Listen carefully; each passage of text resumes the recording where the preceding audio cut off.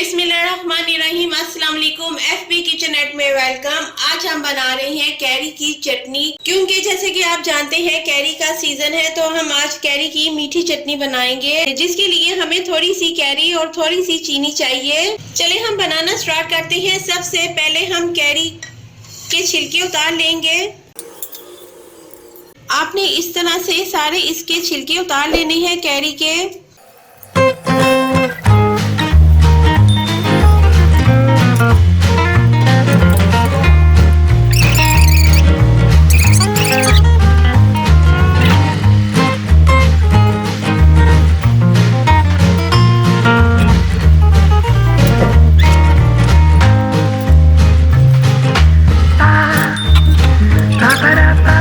ये देखिए हमने इसके छिलके उतार लिए हैं। अब हम इसकी कटिंग करेंगे।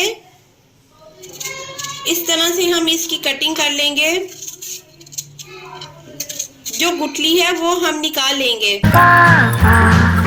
ये देखिए हमने ये सारी कैरी की कटिंग कर ली है। अब हम इसे पकाने के लिए रख देंगे।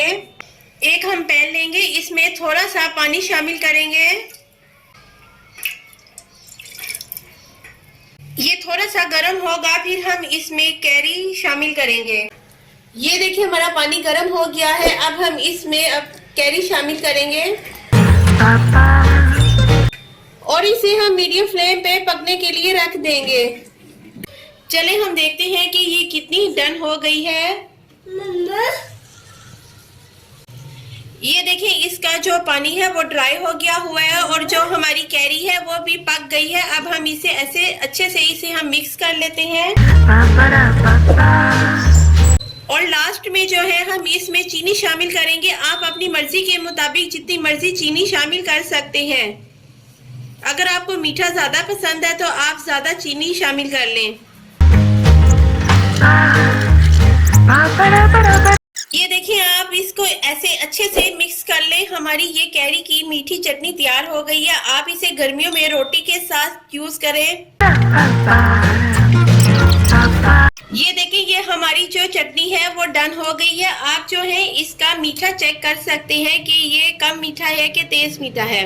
अब ये देखिए इसका मीठा बिल्कुल ठीक है। हम इसे डिश आउट करते हैं। ये हमारी चटनी तैयार हो गई है। ये देखिए ये हमारी कैरी की चटनी तैयार हो गई है। आप भी इसी तरह अपने घर में कैरी की चटनी जरूर बनाएं। मेरे चैनल को सब्सक्राइब करना मत भूलिएगा और लाइक और शेयर करना। नेक्स्ट वीडियो के साथ हाजिर होंगे। Take care and bye.